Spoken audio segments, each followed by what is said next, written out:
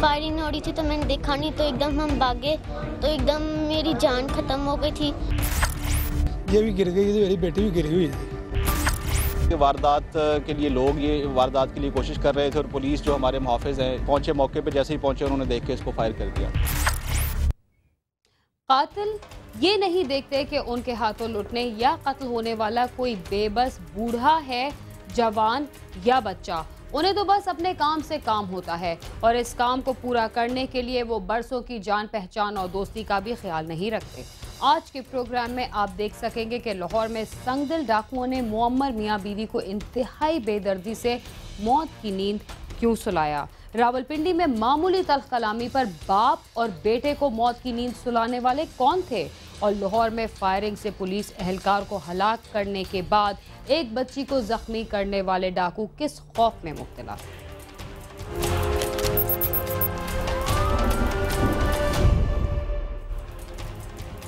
बाज़ दफ़ा डाकुओं के हाथों लुटने वालों के साथ ऐसे अफराद भी अपनी ज़िंदगी का सरमाया लुटा बैठते हैं जिनका इस वारदात से कोई ताल्लुक ही नहीं होता। लाहौर में भी वारदात के बाद फरार होने वाले मुबैना डाकुओं ने पकड़े जाने के खौफ से अंधाधुंध फायरिंग शुरू कर दी, जिसकी जद में आकर पुलिस कांस्टेबल जाँ बहक हो गया, जबकि कमसिन बच्ची भी जख्मी हो गई। सब कुछ कैसे हुआ, आइए देखते हैं।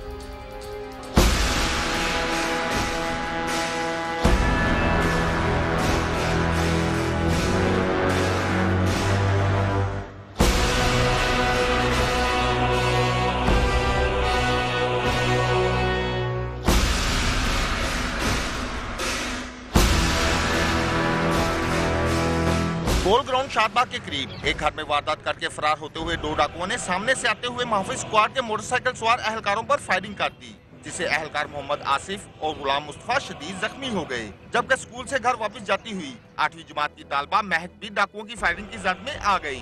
दोनों डाकू फायरिंग करते हुए मौके से फरार होने में कामयाब हो गए। मैं स्कूल से आई थी तो फायरिंग हो रही थी तो मैंने देखा नहीं, तो एकदम हम भागे तो एकदम मेरी जान खत्म हो गई थी। तो मेरे फ्रेंड्स ने मेरी हेल्प की और फिर वहीं फिर इन्होंने मुझे यहाँ हॉस्पिटल लेके आई थी। ऐनी शाहदीन के मुताबिक डाकू भी मोटरसाइकिल पर सवार थे और उन्होंने पुलिस एहलकारों को देखते ही उन पर फायरिंग कर दी थी। तीनों जख्मियों को फौरी तिब्बी इमदाद के लिए अस्पताल ले जाया गया, जहाँ कांस्टेबल आसिफ जख्मों की ताब न लाते हुए दम तोड़ गया, जबकि गुलाम मुस्तफा को तिब्बी इमदाद दी जा रही है। मैं अपनी बच्ची को लेने गया तो उत्थे फायरिंग भरी हो रही थी, ये भी गिर गई थी, मेरी बेटी भी गिरी हुई थी। मैं उठा दी इधर से ले आया हूँ, उन्होंने डैडी मेरे नाल बच्ची तो आर पार वो कह रहे आदम भाई है, उन्होंने तो सिर भी से लगी गोली, वो डेड हो गए सारे। एक तो घुटने में लगी है, वो अंदर पड़ा हुआ है।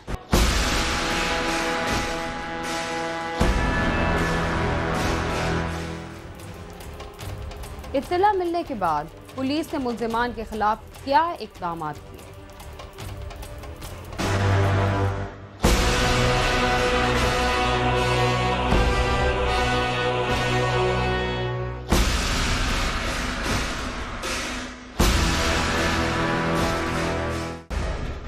इत्तला मिलते ही पुलिस की भारी नफरी मौके पर पहुंच गई। पुलिस ने इलाके की नाकाबंदी करके डाकुओं की तलाश शुरू कर दी है। ये बेसिकली वारदात की कोशिश थी, जिसको नाकाम बनाने के लिए जब पुलिस मौके पे पहुंची तो उन्होंने पुलिस को देख के उन पर फायरिंग की, जिसमें दो जो हमारे जवान हैं आसिफ और गुलाम मुस्तफ़ा वो ज़ख्मी हुए थे। लेकिन अभी पता चला है कि आसिफ जो कि क्रिटिकली इंजर्ड था, ही हैज़ एक्सपायर्ड, शहादत उसकी हो गई है। और गुलाम मुस्तफ़ा जो है वो अल्हम्दुलिल्लाह ठीक है, उसकी टांग में गोली लगी थी, उसको निकाल दिया। बच्ची भी जो है वो she has received minor injury, वो भी अल्हम्दुलिल्लाह ठीक है। अभी तक ये चीज़ क्लियर नहीं हुई क्योंकि हमारे सामने कोई ऐसा बंदा आया नहीं जिसने वारदात होने के बारे में जो है ना वो बताया हो। सिर्फ इतना पता चला है कि वारदात के लिए लोग ये वारदात के लिए कोशिश कर रहे थे और पुलिस जो हमारे मुहाफिज हैं पहुँचे, मौके पर जैसे ही पहुँचे उन्होंने देख के इसको फायर कर दिया। तो अभी इसको मज़ीद हम देखते हैं कि वारदात अगर हुई है तो किसके साथ हुई है, अगर कोशिश की जा रही थी तो वो कौन लोग थे। नहीं, टारगेट किलिंग नहीं है ये। बच्चों, जहाँ तक वो बच्ची को गोली लगने का ताल्लुक है, वो जब उन्होंने पुलिस को देख के फायरिंग की है तो उसी की जद में आके वो बच्ची जो है वो जख्मी हुई है।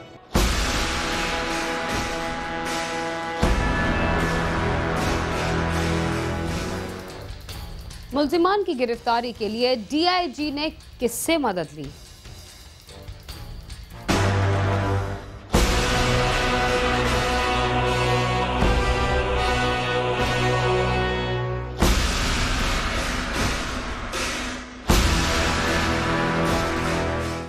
डीआईजी ऑपरेशंस का कहना है कि डाकुओं ने जिस घर में वारदात की थी उस मुद्दई की मदद से डाकुओं के खाके तैयार कर लिए गए हैं। मुलजमान की गिरफ्तारी के लिए ऑपरेशंस और इन्वेस्टिगेशन विंग की 2 टीमें भी बनाई गई हैं। 2 मुलजमान यहाँ पे वारदात कर रहे थे पिछली गली में, और वो जब वारदात कर रहे थे उस वक्त यहाँ से कोई बंदा गुजरा है राहगीर, इधर हमारे मुहाफिज गश्त कर रहे थे, आसिफ, मुस्तफ़ा और मुनीर। वो जब इधर गश्त करते हुए उनको बंदा मिला, उसने बताया कि इधर वारदात हो रही है, उसको रिस्पॉन्ड करने के लिए इधर आ रहे हैं कि जिनके खिलाफ फौरी तौर पर कोई एक्शन हो सके। ये जो मुलजमान थे वो अपनी वारदात कंप्लीट करने के बाद इस तरफ को निकल रहे थे, तो आमने सामने हो गए, चूँकि वो प्रिपेयर्ड थे और ये जवान इस तरफ से भी आ रहे थे, तो उन्होंने फायर ओपन किया और उस फायरिंग में हमारा जो जवान सबसे आगे जो कि मोटरसाइकिल चला रहा था आसिफ, उसको बिल्कुल माथे पे लगी गोली और उससे टच करके जो हमारा दूसरा कांस्टेबल पीछे बैठा हुआ था गुलाम मुस्तफ़ा, उसके फिर घुटने पे लगी, तो वो फौरी तौर पर गिर गए और वो फायर करते हुए चले गए। इसी दौरान जो एक बच्ची यहाँ पे थी उसके भी गर्दन पे फायर लगा, लेकिन वो स्टेबल है। तो हमारा जो जवान जो कि मोटरसाइकिल चला रहा था आसिफ, वो रास्ते में जाते हुए हॉस्पिटल ले जाते हुए जनरल हॉस्पिटल शहीद हो गया। दूसरा जवान जो हमारा उसके घुटने पे लगी हुई है वो भी हॉस्पिटल में लेकिन स्टेबल है। कांस्टेबल की शहादत को आप इस मामले में ना डालें। यस, बिल्कुल वारदात होती हैं और एक करोड़ का शहर है, उसमें क्राइम होता है, उसके लिए पुलिस मौजूद है, बहुत सारे पकड़े जाते हैं, बहुत सारे ट्रेस हो जाते हैं, जेलों में भी जाते हैं। और फिर आपको पता है कि जो हमारा क्रिमिनल जस्टिस सिस्टम इसमें इस वक्त है, आप अपनी कन्विक्शन निकाल लीजिए पिछले 5 सालों की 392 की या 302 की, एक बंदे को फांसी नहीं हुई 302 के सारे अभी तक वहाँ पे बैठे हुए हैं। तो इस तरह से क्राइम रोकने के लिए सिर्फ पुलिस नहीं, पूरे सिस्टम को आगे चलना पड़ेगा और आपको भी साथ आना पड़ेगा, आपको भी इसी में हमारे साथ पार्ट प्ले करना पड़ेगा कि तमाम शहरियों को और पुलिस को मिलकर यहाँ से क्राइम खत्म। कांस्टेबल आसिफ की लाश पोस्टमार्टम के बाद पुलिस लाइंस लाई गई, जहां उसकी नमाज़े जनाजा अदा की गई।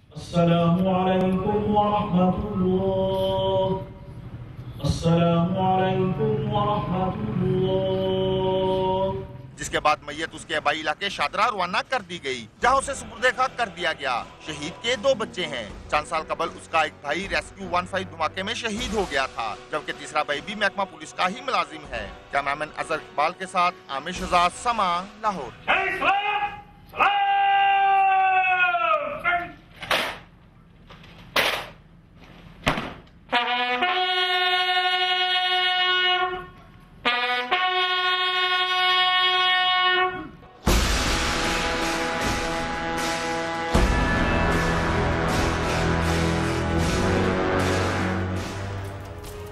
रावलपिंडी के नवाही इलाके वाह सदर में मामूली तल्ख कलामी पर बाप बेटे को फायरिंग करके कत्ल कर दिया गया। पुलिस निशानदेही के बावजूद किसी मुलजिम को गिरफ्तार क्यों न कर सकी, आइए देखते हैं।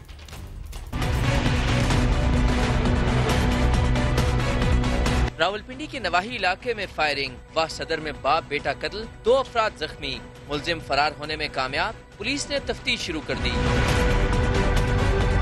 थाना वाह सदर के इलाके लोसर शरफू में वहीद और नवीद के दरमियान गाड़ियों की ओवरटेकिंग पर तल्ख कलामी हुई, जो बढ़कर झगड़े तक पहुंची। इस दौरान नवीद नामी नौजवान ने इश्तियाल में आकर वहीद और इसके बेटों पर अंधाधुंध फायरिंग कर दी, जिसके नतीजे में वहीद सुल्तान और इसका जवां साला बेटा 18 साला अनीस सुल्तान मौके पर ही जाँ बहक हो गए। एक छोटी सी वो नाली कह लें, वहाँ से उनके साथ से गुजरा है, वहाँ इनकी तल्ख कलामी हुई है, तो तकरार हुई है, तो इसने पिस्टल निकाल लिया और वो लोगों को साथ उसकी उलझ पड़ा है वहाँ पे, तो स्टेट में उसने उन पर फायरिंग कर दी है, जिसमें 2 बंदे जाँ बहक हो गए, 2 जख्मी हैं, उनको डिस्ट्रिक्ट हेडक्वार्टर अस्पताल पिंडी रेफर कर दी है, तो डेड बॉडी जो है उनका पोस्टमार्टम करा रहे हैं। पुलिस ने लाशें पोस्टमार्टम के बाद बुरसा के हवाले कर दी, लेकिन निशानदेही के बावजूद कोई भी मुलजिम गिरफ्तार न हो सका। बाप बेटे के कत्ल के बाद इलाका मकीनों में शदीद इश्तियाल पाया जाता है। पुलिस हुकाम कहते हैं मुलजिमान को जल्द गिरफ्तार कर लेंगे। मुलजिमान जो थे उन पे भी हमने रेड अभी किए हैं, उनके घरों को ताले लगे हुए हैं और उनको अपने सोर्स हमने छोड़े हुए, इंशाल्लाह जल्द उनको गिरफ्तार कर लेंगे। कर रहे हैं, नामजद अभी उन्होंने अपनी स्टेट में भी दी। थाना वाह सदर के इलाके में इससे कबल भी कत्ल की मुतादिद वारदातें हुई, जिनमें मुलविस मुलजिमान को गिरफ्तार नहीं किया जा सका। पुलिस हुकाम पर उम्मीद है कि दोहरे कत्ल में मुलविस शफाक मुलजिमान को जल्द गिरफ्तार कर लिया जाएगा। कैमरा टीम के साथ आमिर सईद अब्बासी, समा, इस्लामाबाद। मामूली तलकलामी या इख्तिलाफ पर किसी की जान लेना अब लोगों ने आम सी बात समझ रखी है, मगर इससे कई घराने तबाह और बर्बाद हो जाते हैं। क्राइम सीन में वक्त हुआ एक मुख्तसर से वक्फे का, आप समा के साथ ही रहिए।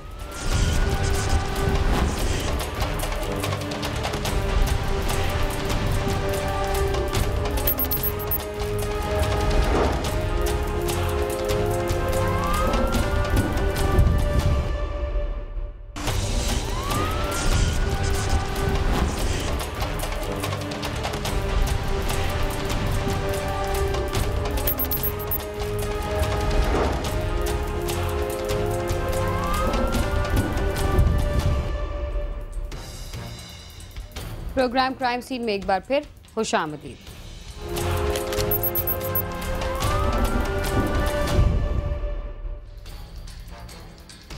पूरी जिंदगी की मेहनत के बाद हर शख्स की ये ख्वाहिश होती है कि रिटायरमेंट के बाद वो अपनी जिंदगी आराम से बसर करेगा, मगर कुछ लोग इस मासूम ख्वाहिश को भी पूरा नहीं होने देते। लाहौर में भी नामालूम अफराद ने मुअम्मर मियाँ बीवी को घर में घुसकर तशद्दुद के बाद गला दबाकर कत्ल कर दिया। दोहरे कत्ल का एक मुलजिम गिरफ्तार हो गया, मगर दूसरा फरार होने में कामयाब हो गया। आइए देखते हैं कि पुलिस इस कत्ल के सिलसिले में क्या कर रही है।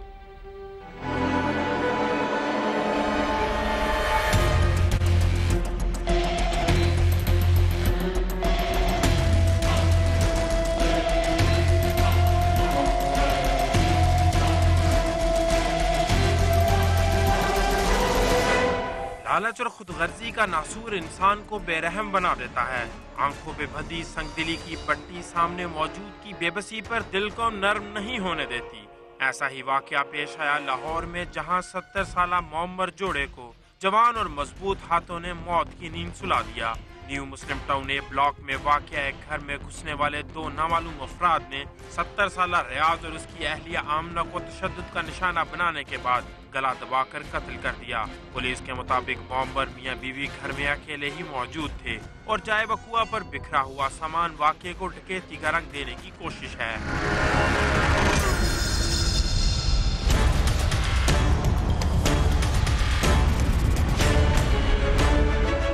जानिब अहले इलाका ने वारदात के बाद फरार होते शख्स को पकड़ लिया, जिसकी शिनाख्त गुलाम हुसैन के नाम से हुई, जबकि इसका साथी मौका से फरार हो गया। पुलिस का कहना है कि मुलजिम से मजीद तफ्तीश जारी है। उसकी निशानदेही पर जल्द दूसरे मुलजिमान को भी गिरफ्तार कर लेंगे। ये दोनों ज़ईफ थे, वारदात की कोशिश है और जो मोहल्ले के लोग हैं इनकी मदद से एक मुलजिम पकड़ा गया, दूसरा यहाँ से भागा, उसके पीछे पुलिस वाले गए। तो डकैती की वारदात तो असर इसी तरह मिलता है, लेकिन उन्होंने इसको तब्दील करने की कोशिश की है क्योंकि वो लोग पहचाने गए हैं। तो ये ज़ईफ थे, तो चोरी के लिए आए थे, जो सामने बज़ाहिर नजर आया, फिर वो डकैती की सूरत इख्तियार हो। पुलिस के मुताबिक डकैती मुज़ाहमत समेत तमाम पहलुओं पर तफ्तीश की जा रही है। जल्द से हक़ाइक़ सामने आ जाएंगे। कैमरामैन खुरम फयाज के साथ गालिब अब्बास, समा, लाहौर।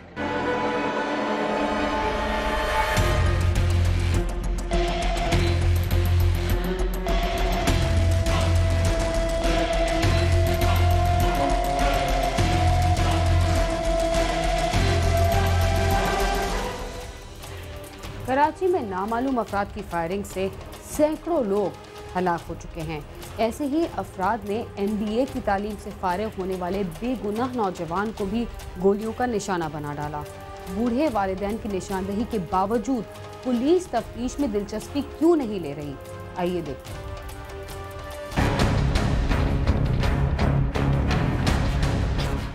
अपने दोस्त जैसे भाई को कराची में जारी कत्लो गारतगरी के वाकयात की लहर में खोने वाले इस नौजवान के दुख का अंदाजा सिर्फ अहले दिल अफराद ही लगा सकते हैं, जिसे शहर में मौत बांटते फिरते कातिलों ने घर से चंद कदम की दूरी पर उसके वालिद के सामने ही मौत की नींद सुला दिया। जवान साल बेटे की मौत के सदमे से निढाल ये डॉक्टर शेर बहादुर खान हैं। मंसूर अहमद खान उर्फ आलमगीर को घर के बाहर ट्यूशन से वापसी पर दो नामालूम अफराद ने टारगेट करके कत्ल कर दिया। मंसूर को मैंने 10-15 कदम के फासले से देखा कि वो आ रहे हैं। मंसूर साहब ने जैसे ही गाड़ी रोकी, दो बंदे उनको फॉलो करते हुए पीछे उनके पास रुके, उन्होंने 10 फायर मार दिए। और उसके बाद मेरा छोटा बेटा जो है वो बिल्कुल साथ में था, वो स्टडी कर रहा था। वो बाहर निकला, उसने शोर कर दिया कि आलमगीर भाई को तो किसी ने मार दिया है। तो उसके बाद मैं दौड़ के आया, 2-3 सेकंडों में पहुंच गया उनके पास। मैंने नब्ज़ पे हाथ लगाया तो नब्ज़ तो चल रही थी, बोल कुछ नहीं रहे थे। तो उनके सारे सिस्टम गोली लगने से दिमागी पैरालाइज हो चुके थे। हम फ़ौरन हॉस्पिटल लेकर गए, जिन्ना हॉस्पिटल पहुँचे, वहाँ मशीनें वगैरह लगाई, देखा तो नब्ज़ तो गायब हो चुकी थी, वो अल्लाह को प्यारे हो चुके थे, शहीद हो चुके थे। इस बूढ़े बाप की आंसू बरसाती आंखें अरबाब इख्तियार से यही सवाल कर रही हैं कि हंसते मुस्कुराते चेहरे के मालिक मंसूर का कसूर क्या था, जो 24वें बरस में ही उसकी जिंदगी का चिराग कुल कर दिया गया। अफसोसनाक बात यह है कि ना हम उनको जानते हैं ना पहचानते हैं, लेकिन ये कि मैंने उनको देखा है। अगर उनकी तस्वीरें मैं देख लूँ तो मैं उनको पहचान लूँगा। कदावर नहीं थे, शक्ल सूरत से लिटरेटेड भी नहीं लगते थे। ऐसे मालूम होता था कि ये मैट्रिकुलेट हैं या राउंड अबाउट मैट्रिक हैं, ऐसी ऊपर तालीम याफ्ता नहीं है। और मेले कुचेले मोटरसाइकिल पर थे। मकतूल मंसूर एक होनहार स्टूडेंट था। MBA फाइनल ईयर मुकम्मल करने के बाद उसने कई सुहाने ख्वाब देख रखे थे, जो उसकी मौत के बाद उसके साथ ही मनो मट्टी तले दफन हो चुके हैं। कि क्योंकि ये तो बच्चा ना तो किसी सियासी ताल्लुक ना कोई और मजहबी सिलसिला, कोई सिर्फ अपने पढ़ाई के लिए जाते थे, पढ़ाई आते थे, दोस्त आते थे, यहाँ बैठ के कंप्यूटर पे काम करते हैं अपना, इसके अलावा उसकी कोई एक्टिविटी नहीं है। 5 वक्त के माशाल्लाह नमाजी थे। और जिन आप इलाके किसी लोग से किसी से भी मालूम करेंगे तो आपको बताएंगे किसी एक बंदे से भी उसका कोई ना लड़ाई ना झगड़ा, ना हर आदमी उसकी तारीफ ही करेगा। मकतूल के जुड़वा भाई और हमराज औरंगजेब के लिए भी ये सानेहा नाकाबिले बर्दाश्त है। वो कहता है कि कातिलों ने उसका भाई ही नहीं गहरा दोस्त भी छीन लिया है। अहले खाना का कहना है कि मंसूर की किसी से कोई दुश्मनी नहीं थी, न किसी सियासी तंजीम से वाबस्तगी। उसकी मौत से हंसता बसता घर उजड़ कर रह गया है। कातिलों को फौरी गिरफ्तार करके इबरतनाक सजा दी जाए ताकि मासूम शहरियों के खून बहाने का सिलसिला थम सके। बिल्कुल, मैं बोलता हूँ जल्द से जल्द गिरफ्तार किया जाए और उनको एक अच्छे मकाम, उनको सबक आमोज़ बनाया जाए कि ये सबक आमोज़ बन जाए दुनिया के लिए। मैं चौधरी साहब को कहना चाहूँ, जज को कहना चाहता हूँ, मुल्ज़िम पकड़ के हमारे हवाले कर दे तो और अच्छा है, नहीं तो उनको सजा मौत दें तो हम हमारे सामने दें। उनको मुल्ज़िम हवाले कर दे। चौधरी साहब को दरख्वास्त देता हूँ जज को। मंसूर जैसे न जाने कितने नौजवान कराची में कत्ल हो चुके हैं। उनकी किसी के साथ कोई दुश्मनी नहीं थी और न ही कोई सियासी वाबस्तगी। इसके बावजूद न जाने क्यों उनसे उनकी जिंदगी ही छीन ली गई। कैमरामैन रमीज वोरा के साथ सालिक शाह, समा, कराची। कराची में जारी कत्ले आम की वारदातों में अब पहले की निस्बत बहुत कमी आ चुकी है, लेकिन इससे कबल होने वाली वारदातों में मुलविस बहुत सारे मुल्जिमान अभी तक गिरफ्तार नहीं किए जा सके। इसके साथ ही क्राइम सीन अपने इख्तिताम को पहुंचता है। अगर आप हमसे रब्ता करना चाहते हैं तो हमारा पता है cs@sama.tv। इसके अलावा फेसबुक और ट्विटर पर भी हमसे रब्ता कर सकते हैं। बीना खान और क्राइम सीन की टीम को इजाज़त दीजिए और देखते रहिए समा।